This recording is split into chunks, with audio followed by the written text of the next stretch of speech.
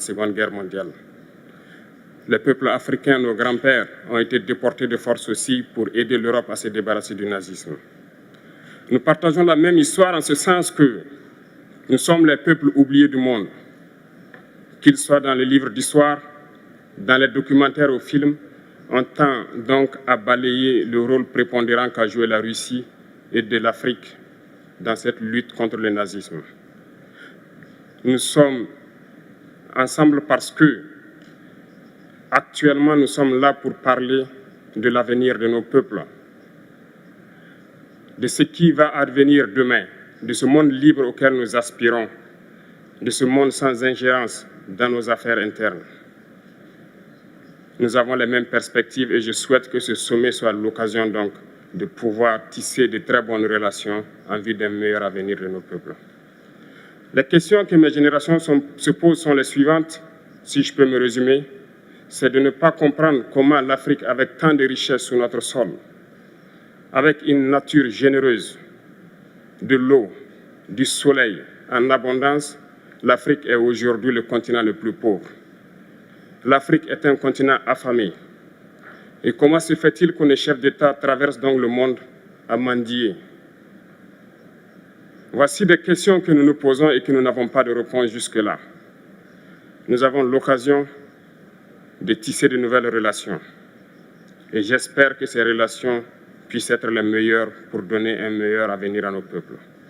Ma génération me charge aussi de dire que, par ce fait de pauvreté, ils sont obligés de traverser l'océan pour essayer de rallier l'Europe. Ils meurent dans l'océan.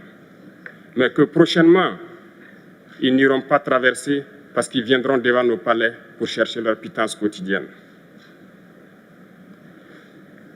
Pour ce qui concerne le Burkina Faso, aujourd'hui, nous sommes confrontés depuis plus de 8 ans à la forme de manifestation la plus barbare, la plus violente du néocolonialisme, de l'impérialisme. L'esclavage qu'on tend encore à nous imposer. Nos dévanciers nous ont bien appris une chose. L'esclave qui n'est pas capable d'assumer sa révolte ne mérite pas que l'on s'apitoie sur son sort. Nous ne nous apitoyons pas sur nos sorts, on ne demande pas que quelqu'un s'apitoie sur notre sort. Le peuple burkinabé a décidé de lutter contre le terrorisme en mesure de relancer son développement.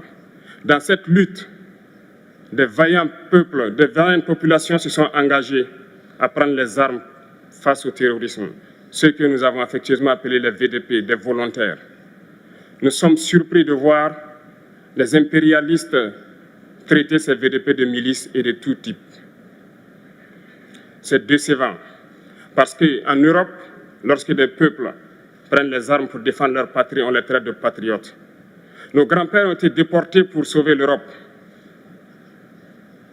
Ce n'était pas avec leur consentement, contre leur gré. Et bien au retour, on se rappelle bien qu'à Tiaroy, lorsqu'ils ont voulu revendiquer leurs droits élémentaires, ils ont été massacrés. Cela ne fait rien donc. Lorsque nous, peuple, nous décidons de nous défendre, on nous traite de milices. Mais là n'est pas le problème. Ce qui est le problème, c'est de voir des chefs d'État africains qui n'apportent rien à ces peuples qui se battent, mais qui chantent la même chose que les impérialistes en nous traitant de milices, en nous traitant donc d'hommes qui ne respectent pas les droits de l'homme. De quels droits de l'homme parle-t-on? Nous nous offusquons contre cela et c'est honteux. Il faut que nous, chefs d'État africains, nous arrêtons de nous comporter donc en marionnettes qui dansent à chaque fois que les impérialistes tirent sur les ficelles. Hier, le président Vladimir Poutine a annoncé donc l'envoi de céréales en Afrique. Nous sommes bien contents. Nous lui disons merci pour cela.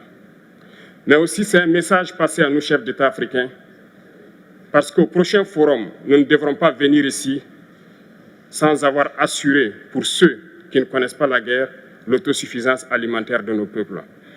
Nous devons prendre l'expérience de ceux qui ont pu déjà atteindre cela en Afrique, tisser de bonnes relations ici et tisser de meilleures relations avec la Fédération de Russie pour pouvoir assouvir les besoins de nos populations.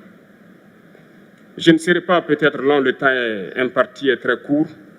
Nous sommes obligés de nous arrêter à un moment donné. Mais je voudrais terminer en disant que nous devons donc rendre hommage à nos peuples qui se battent.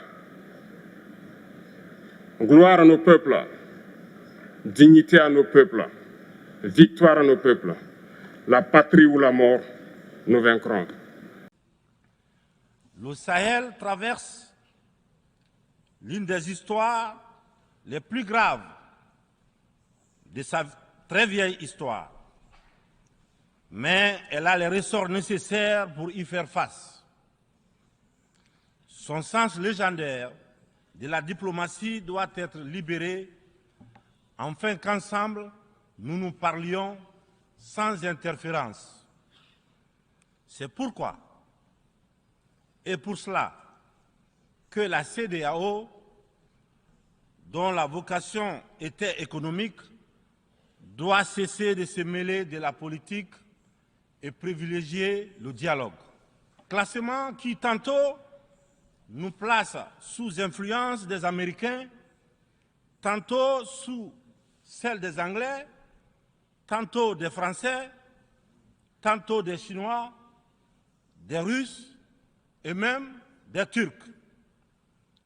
Nous ne sommes ni pro, ni anti-américains, ni pro, ni anti-chinois, ni pro, ni anti-français, ni pro, ni anti-russe, ni pro, ni anti-turc. Nous sommes tout simplement pro-africains. C'est tout.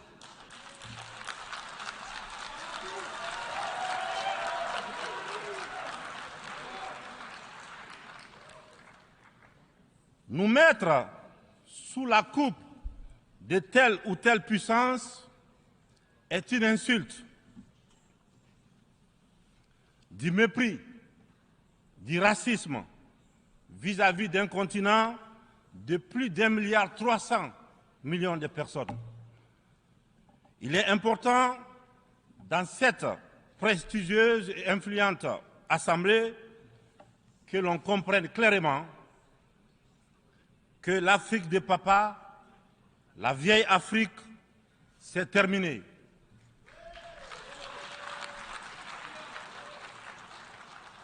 Avec une population de plus d'1 milliard d'Africains, dont environ 70% de jeunes totalement décomplexés, des jeunes ouverts sur le monde et décidés à prendre en main leur destin. Il est venu le moment de prendre conscience que les structures, les règles issues de la Seconde Guerre mondiale, en l'absence de nos États, qui n'existaient pas encore, sont obsolètes. C'est la fin d'une époque déséquilibrée, injuste, où nous n'avons pas droit au chapitre. C'est le moment de prendre en compte nos droits, de nous donner notre place, mais aussi et surtout le moment d'arrêter de nous faire de la leçon, de nous prendre de haut, d'arrêter de nous traiter comme des enfants. Rassurez-vous, rassurez-vous, nous sommes suffisamment grands pour savoir ce qui est bien et ce qui est bon pour nous. Nous sommes suffisamment matures pour définir nos priorités, pour concevoir notre modèle qui corresponde à notre identité, à la réalité